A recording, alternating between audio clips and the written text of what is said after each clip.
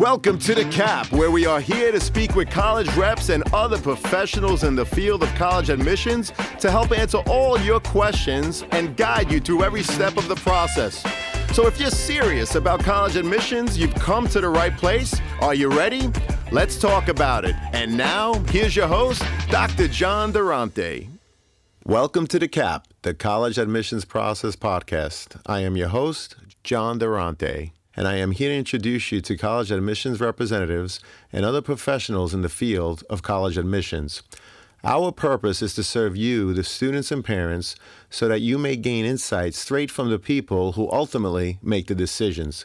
Regardless of whether you will apply to a particular school being highlighted in a given podcast episode, you should listen to all of them, as each guest will give you tremendous insight and advice on every aspect of the college admissions process.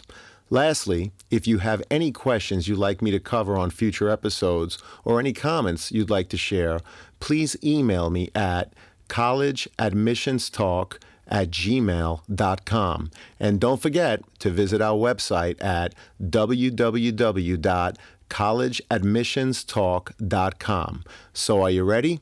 Let's talk about it. Welcome to The Cap, everyone, the College Admissions Process Podcast. I am your host, John Durante, and it gives me great pleasure today to introduce to you Benny Rivera, who is an undergraduate admissions counselor and the honors program liaison at Iona College. Benny, how are you doing today, and welcome? I'm doing well, John. Thanks so much for having me. It is our pleasure. So, Benny, why don't we start by asking you to tell us about yourself. How long have you been in admissions, and how did you end up in this position? Yeah, absolutely. So, like you said, my name is Benny Rivera. I'm a Long Island native. I grew up in Long Beach. And when I was looking at colleges, I was looking at schools that had psychology because initially I would my plan was to become a school counselor because my high school counselor, my last high school counselor in high school really impacted me and really helped me and pushed me to kind of get to where I was. So Iona was the school that I ultimately ended up choosing to attend for my undergrad. And kind of as time went on, I left Iona for about 2 years after graduating and worked for a nonprofit, but found my way back because I thought it just made the most sense because I was still trying to figure out, whether or not I wanted to go into school counseling. And there just happened to be an open position in the admissions office. And it was really my mom who was the one that was kind of pushing me to consider it. And she just knew that admissions would be a good fit for me. And it was very similar because you're working with a lot of this similar kind of population of students. And I initially wanted to work in a high school setting as well. So working with those high school students in a different way in my alma mater just was something that really drew me in. So I've been there since 2017. So this is my fourth and a little over 4 years now, going to be 5 in the summer. And through that, I've been, lucky enough to share my experiences from my time as an undergrad and help students kind of go through the admissions process in a variety of different ways, primarily with Long Island. Long Island is my primary territory, but I've worked with students from Staten Island. I'm currently working also with students from Connecticut, and also, like you mentioned, I'm also the honors program liaison, so I work very closely with different members of our honors faculty, specifically the director of the program and our assistant vice provost when it comes to the honors program and when it comes to interacting with students, making sure they have all their information that they needed, answering any related questions to them, working in collaboration with the admissions office and the honors program to create events so students can come and learn a little bit more about the program, talk to current students in the program. So I've had a lot of different hats over the past 4.5 years, but Iona's is my second home, and I really enjoy being there, and it's been an amazing ride so far. Well, Benny, I've known you for a couple of years now, and it has been an absolute pleasure to work with you. And I could tell you that Iona is extremely fortunate to have you on their team. So thank you so much for that introduction. What is it about Iona College that is so appealing and makes students want to apply, Benny? Yeah, it's such a great time to be at Iona right now. We're really growing in a lot of different ways, and I mentioned I've seen a lot in my 4.5 years. When I first came to campus in 2011 as an undergrad freshman, we had 5 of the 7 dorms we now have. We're currently in the process of renovating this, the space in the center of our campus to make it this outdoor green space because that's something that COVID kind of made us realize we needed more space for our students outside. So that's something that's going to be done this spring as well. We're currently expanding to Concordia College's former campus located in Bronxville, New York. We officially own that campus now. That's thankfully going to be the home of our new School of Health Science. Bronxville, New York is about 5 minutes from us and New Rochelle, so we're going to expand our current shuttle system. We have a free shuttle system that takes currently students from campus to the nearby train station. Now it's also going to take students back and forth between that other campus as well. That new campus is going to be the home of our new School of Health Science. We have a really great partnership that we announced earlier this year with New York Presbyterian Hospital. They actually donated a hefty sum of money to help us kind of start that program and really kind of help make it a premier institution for the health sciences. So we're it's just so many things that are happening right now and that have been happening kind of to lead us to this point.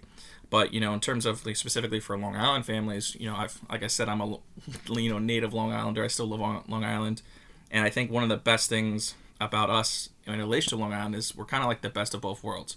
We're in between Long Island and we're not too far from New York City. I'm a big city guy, so that was something that interests me. Being from Long Beach, taking the train into New York City, it's about an hour ride. Whereas where we are in New Rochelle, it's about a 30-minute train ride into Grand Central. So from Grand Central, you're in the heart of the city. So, with Iona, compared to really anywhere on Long Island, we're not too close, but we're also not too far. So it's one of those things where if you want to go away, but you still want to be able to see your family because you're a homebody, because all of us on Long Island, for the most part, are homebodies. We love our families. We love being home. That's something that I had that comfort knowing that if I needed to get home, or if I just wanted to take a step back and just go home, I didn't have to worry about traveling halfway across the country or do anything for travel 4 hours away or whatever. So that's one of the big things for me. I think it's just where we're located. We have a lot of great opportunities in New York, also in Stamford, Connecticut, because we're on the Metro North line. So it's either 30 minutes into NYC or 30 minutes into Connecticut.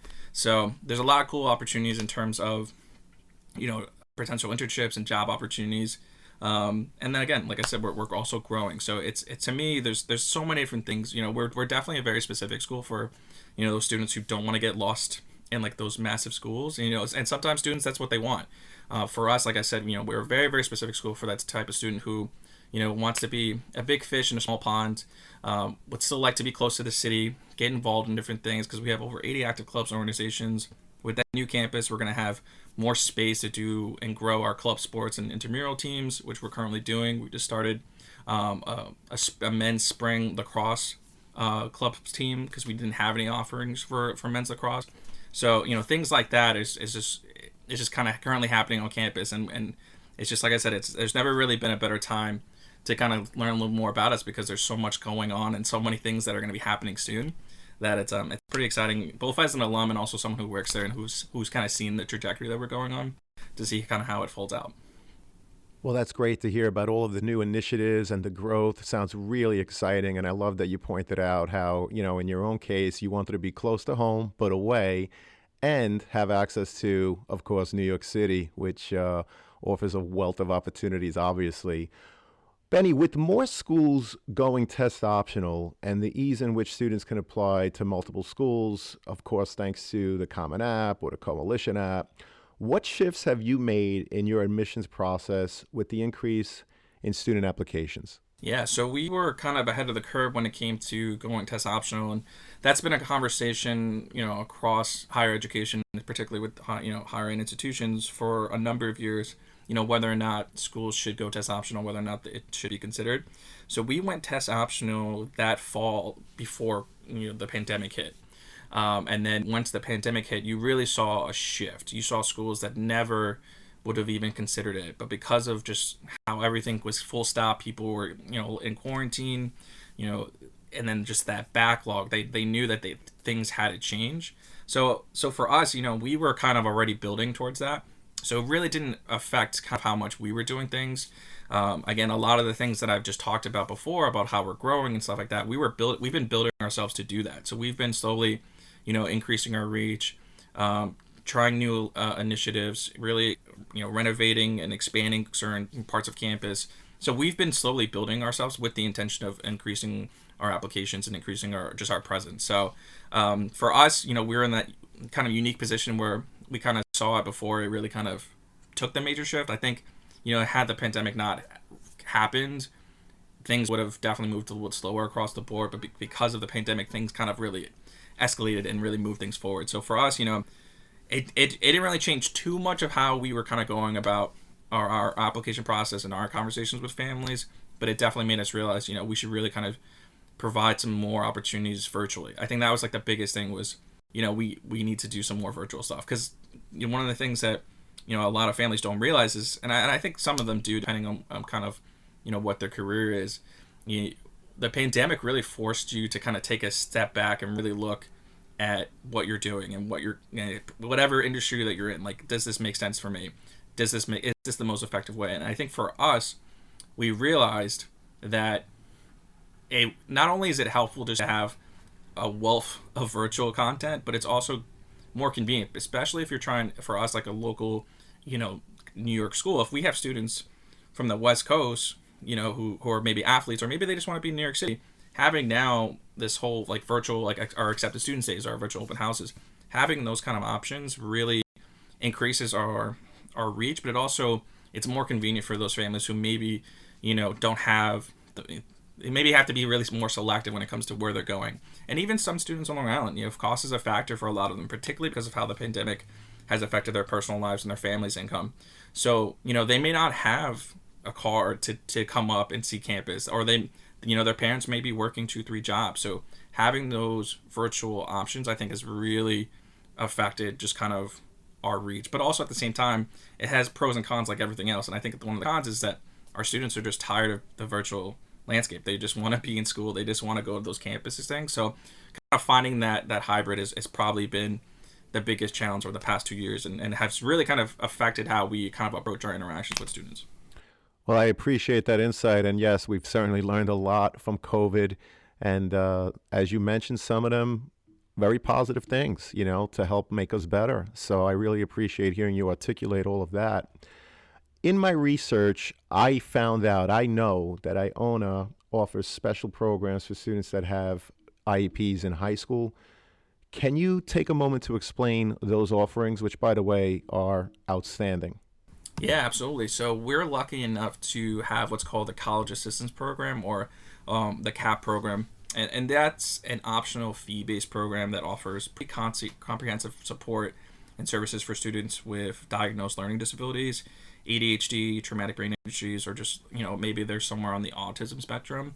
So, we have a really strong team that's comprised of professional learning specialists who really guide and help mentor the students throughout their 4 years at Iona. So that's kind of, where that additional fee comes, because it's a really full-fledged, program that's really making sure that the students, have their needs being met. Because that's the most important thing when it comes to these type of students, because these type of students, they just need, a lot of them are high achieving. They just need that extra support to kind of make sure that they can excel in what they're doing. So, there's a whole separate application process. There's an interview process. They ask for specific documentation.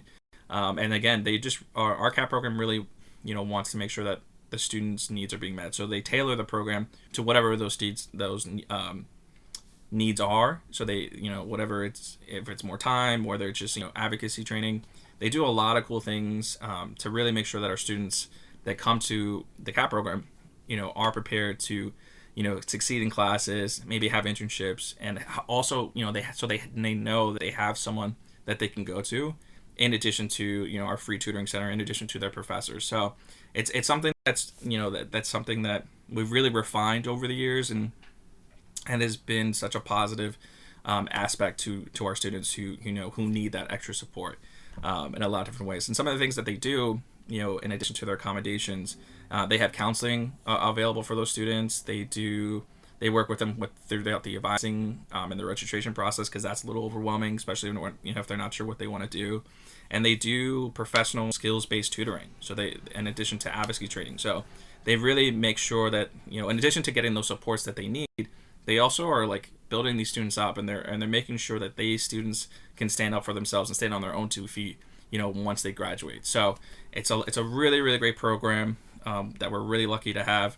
And in addition to that, we also have the Accessibility Service Office. So they are a similar program that works very closely with the CAP program, and they also offer accommodations, but not to the same degree. It's not as structured. There's no additional fee for it. It's really for students who just maybe need those special accommodations, but not necessarily need like a full-fledged program, like they can stand on their own 2 feet. So they do a lot of great stuff on our campus, and it's something that, again, that we're really lucky to have, because it makes a big difference for a lot of these students, and also it's a nice way for those families to kind of have a peace of mind, because that's ultimately a deal breaker for a lot of their families, because they want to make sure that their student is getting a quality education experience, but also have the tools that they need to succeed, both in college and outside of it. So that's kind of like our CAP program and the Accessibility Service Office offerings in a nutshell.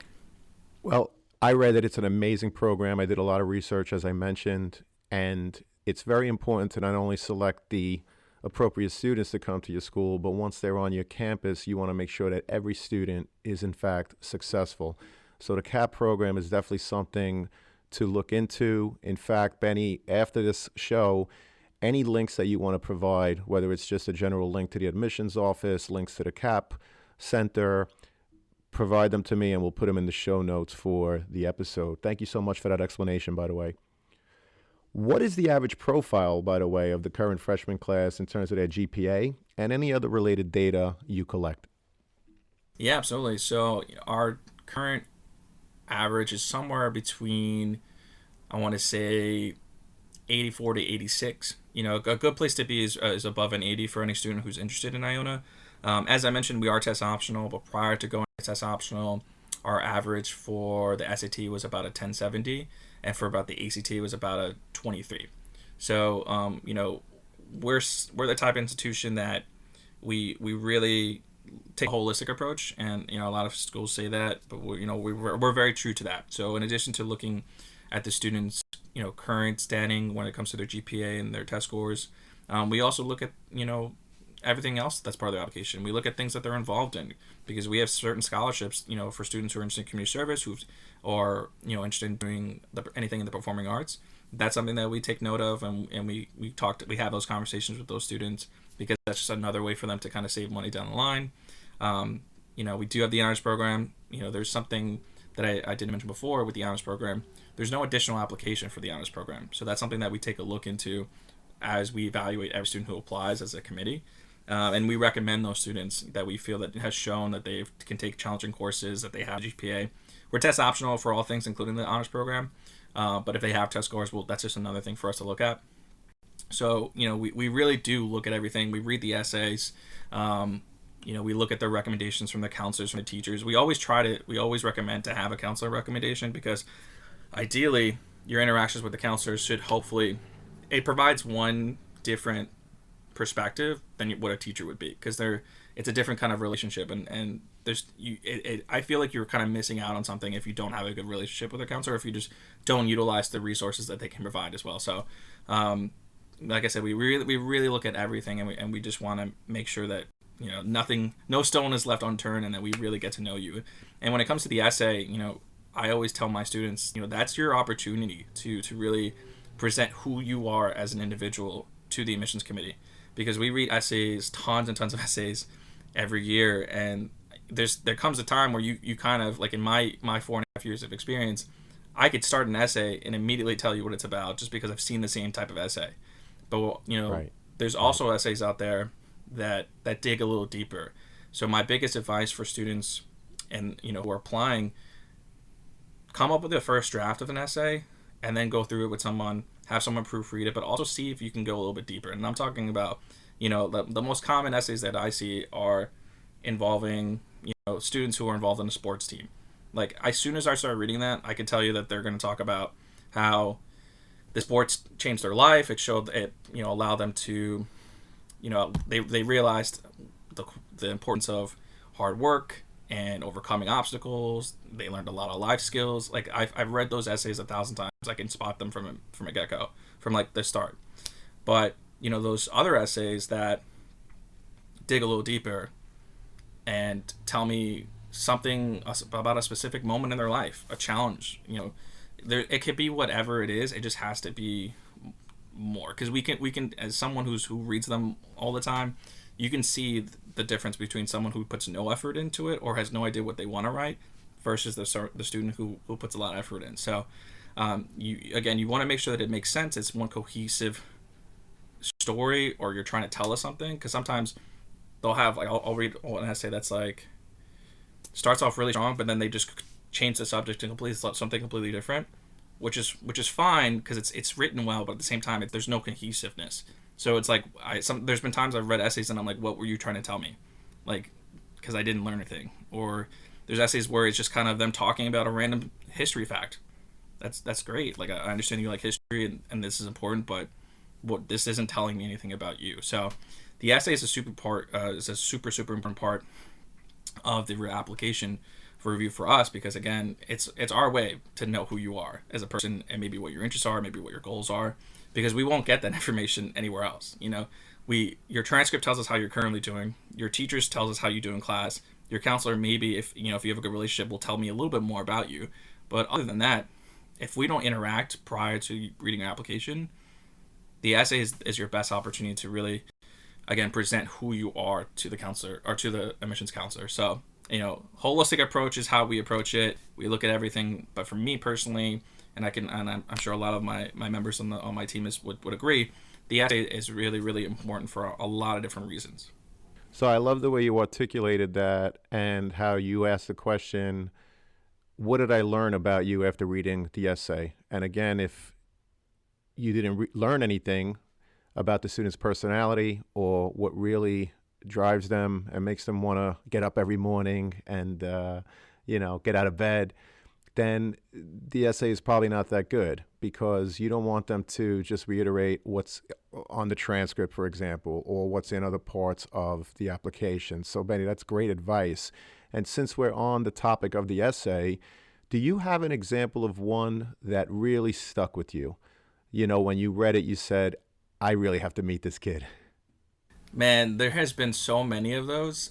It's so hard to kind of think of one good one, because there's been so many of them. And I would have to say there was a recent one in the fall where the student was talking about her family tradition of like making sure that they eat all her vegetables, and just the way that she started off with like, this is our family tradition, like I hate eating vegetables, and then she like related how she compared that to an obstacle that she overcame, and very similar to her, she learned the hard way that it's important to kind of have those conversations and to not necessarily always push back. And then she kind of ended it was, well, now I at least try my best to eat some of those vegetables. Like that was just like a very funny one that was so just like completely refreshing, and it was a fresh take on the essay and relating, a challenge that you overcame, but also specifically talking about, how you overcame it and relating it. And it was just a really concise essay that I enjoyed. And I have met that student since, and I did laugh about it with her. But it's just one of those things where you could see the effort, you could see the creativity in that essay. I mean, you don't always see that. And that's not really to say that all the essays that I've read are bad, because there's so many good ones. They could be better is essentially what I'm trying to say. And every essay is different. Every student is a different type of writer, which is okay. I was not the best, writer going into college. I'm still probably not the best, but I've improved over the years for sure. But yeah, I would say that vegetable one was a really good one. And there's some essays that just really tug on my heartstrings. My father passed away right before COVID hit. And every time I read one of those essays, I'm like, I can relate to that. Sure. I can relate to that, what that loss feels like, how that affects your family dynamic, how that affects income. Like I understand that in a lot of different ways. So, really finding those things, and that's a hard thing to do, especially when students are applying to multiple schools. You don't always know who the reader is. Not every school does this like us, where it's like, really, at least your admission counselor at Iona is doing the first read, and then we pass it over our notes to our committee, who ultimately make that final decision. Some schools, like if you're applying to a massive school, like that might not be the case. They may have to sometimes schools hire other people to outside readers who have experience reading applications to kind of help them, because they just have such a high volume. So that's something else to keep in mind as well. And one of my favorite things that I always chuckle about, but it happens more times than you think, because we're Common App exclusive, sometimes students don't realize that the essay they submit goes to every school that they apply to. Right. So there's be times where I'll be reading an essay and they'll have another school's like, they're like, and this is why I really want to go to insert school here, and we're not that school, and we're, that's a bad look, for us. I personally don't hold it against this student. I can't speak to other institutions what their things are, but at least I don't, because I just think it's funny. But that's something, it's things like that you got to just be mindful of, and because so many times students, they just don't realize that, and but to us, I'm like, all right, if I see that, now I know that we gotta have a conversation, because like clearly this is your number one choice if you put this is the school that you really kind of relate with. So so it's things like that could easily be avoidable, but also could lead to a conversation as well.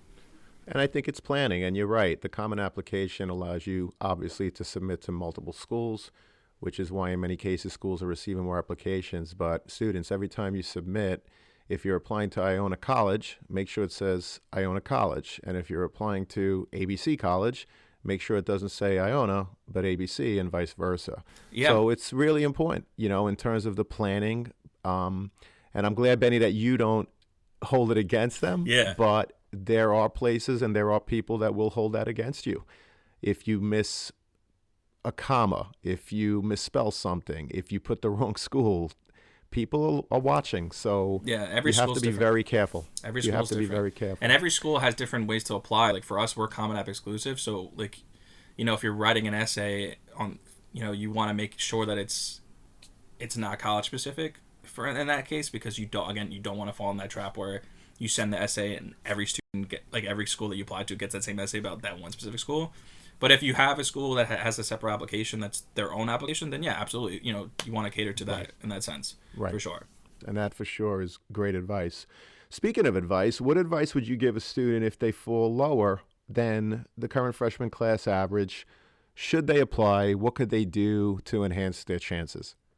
Yeah, great question. That's something that every school deals with in different ways. For us at Iona, and particularly with my students, because we're fairly local and we're not too much of a trip, I always encourage students to have an interview with me. During the pandemic, I only did virtual interviews, because I didn't want to put those students and their families in a tough situation. But it's now, since things have kind of changed quite a bit and it's a little bit more, COVID it's prevalent, but it's not as prevalent, and it's not as consuming as it used to be. I encourage students to come to the campus, schedule an interview. You don't have to wait for us to reach out to you to do that. I reached out to some students earlier this week just to do that.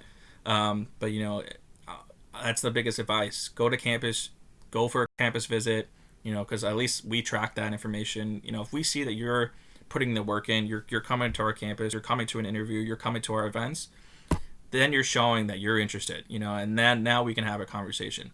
If you don't put that effort in, I guarantee you a lot of schools, that's all they need, because at the end of the day, they have other students they have to work with. And so if you're not, putting that effort in, that just tells us that we're just not high on your list. So that may affect that school's, decision on you.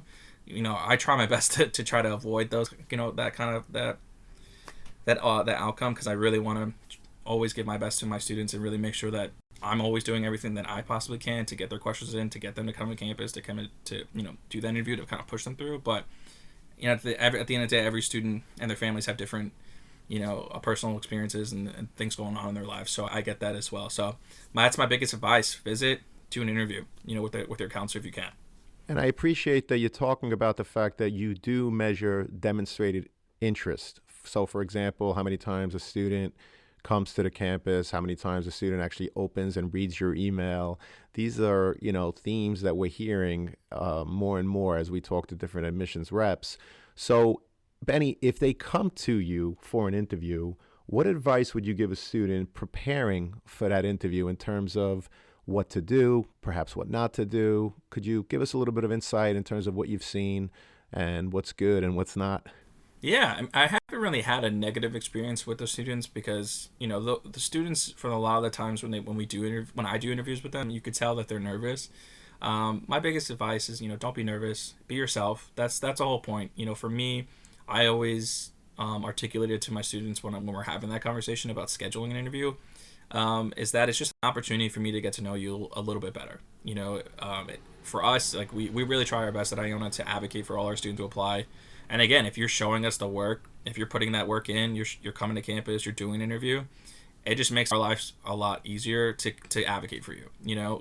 So when we bring your application back to our committee, and we have all the receipts here. You visited, you did the interview. That allows us to kind of have a conversation, and we're able to kind of potentially, depending on the student, how they're currently doing, we're able to kind of move them forward with the process. Whereas the student who I tried reaching out to didn't get back to me, hasn't visited.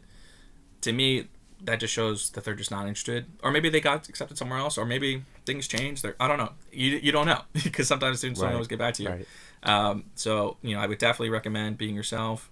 Have questions that you want to know, whether it's about Iona, whether it's about the process, next steps.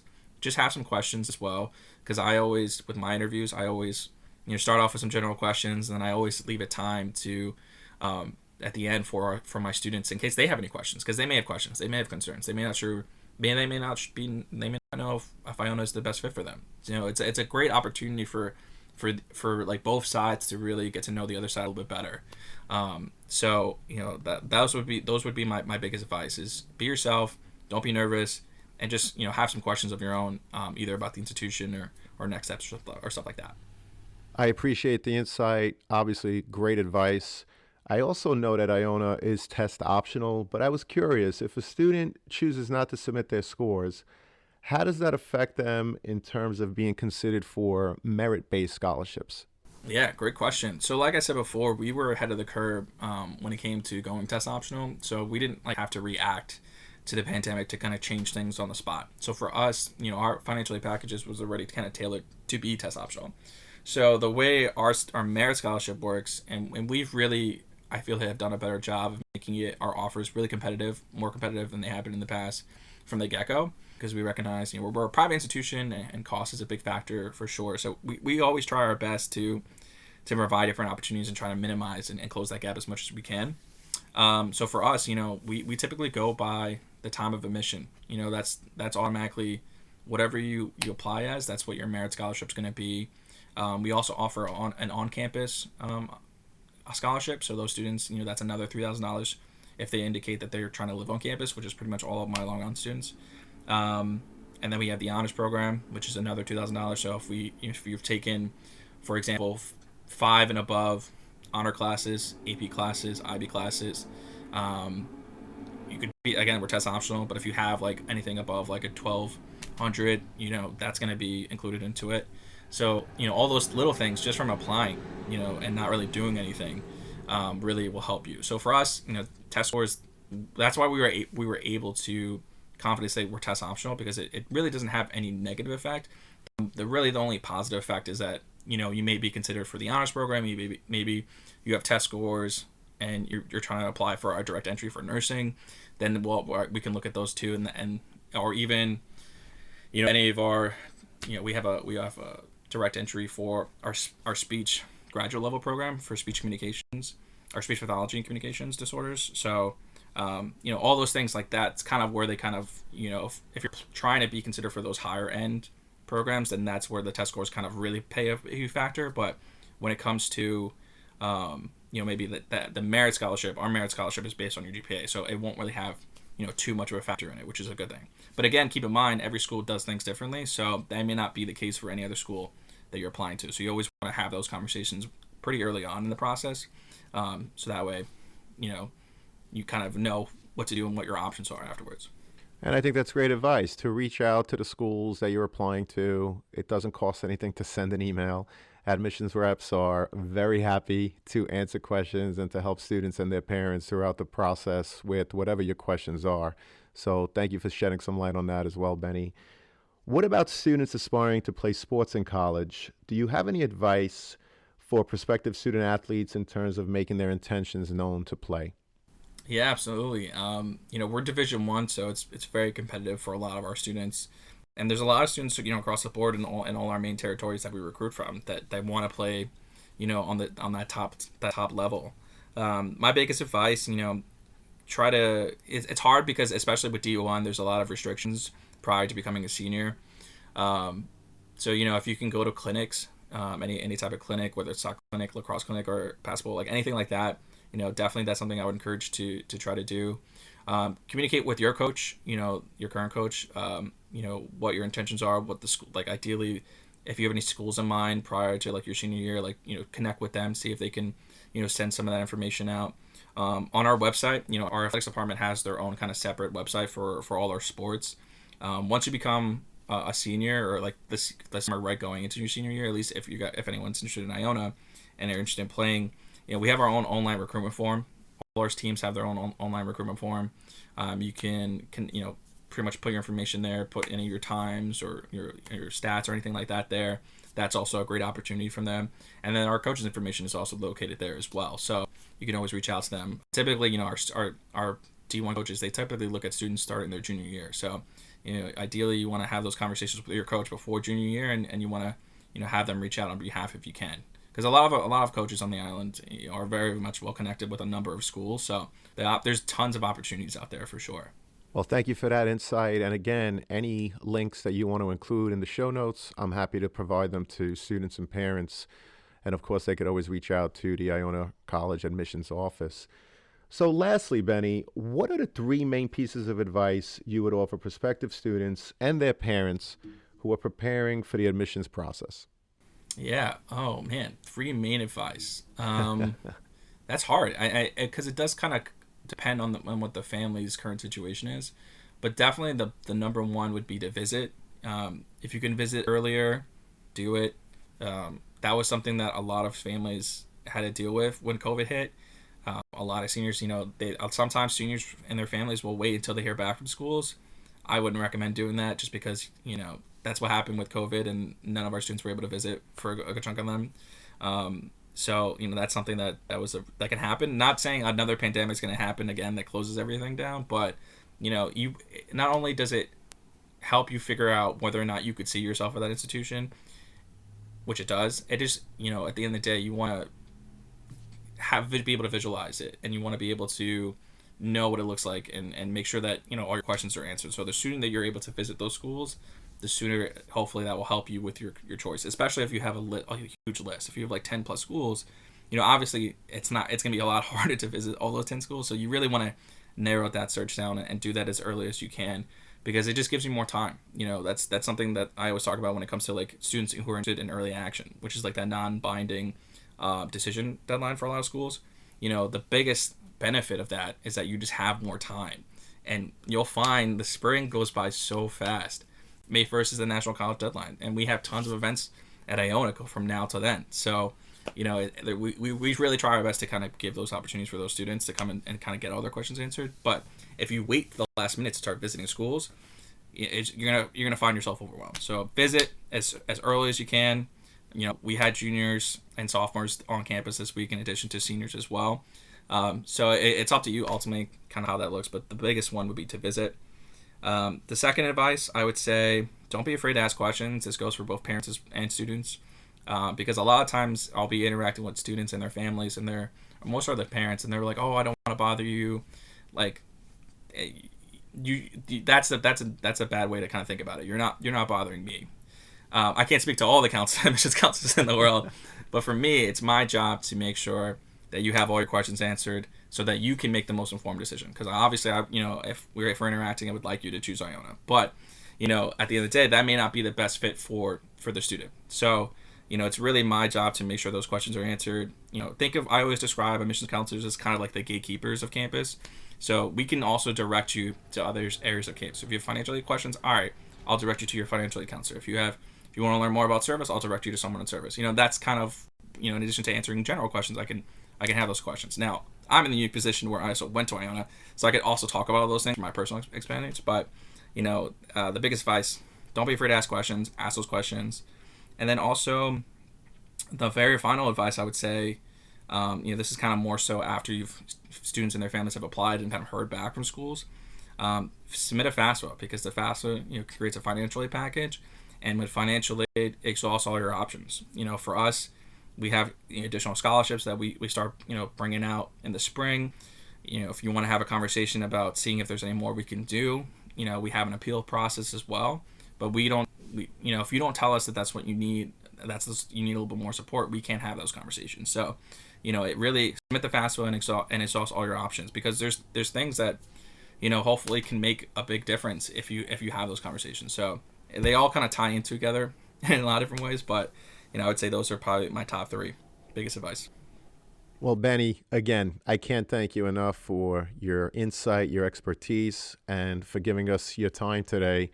I know it's going to help a lot of students and their parents, and I'm truly grateful for all of the great things that you do. Like I said, I've known you now for quite a few years, and you're just amazing at what you do, and it was an honor to have you on today. Thank you so much.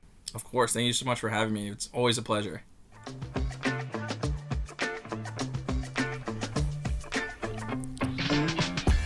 Thank you for joining us on this episode of the CAP, the College Admissions Process Podcast. We hope you enjoyed the show. If you did, please don't forget to tell a friend and follow us on Facebook, Instagram, Twitter, and wherever you listen to your podcast. I am your host, John Durante, and I look forward to seeing you on the next episode of the CAP.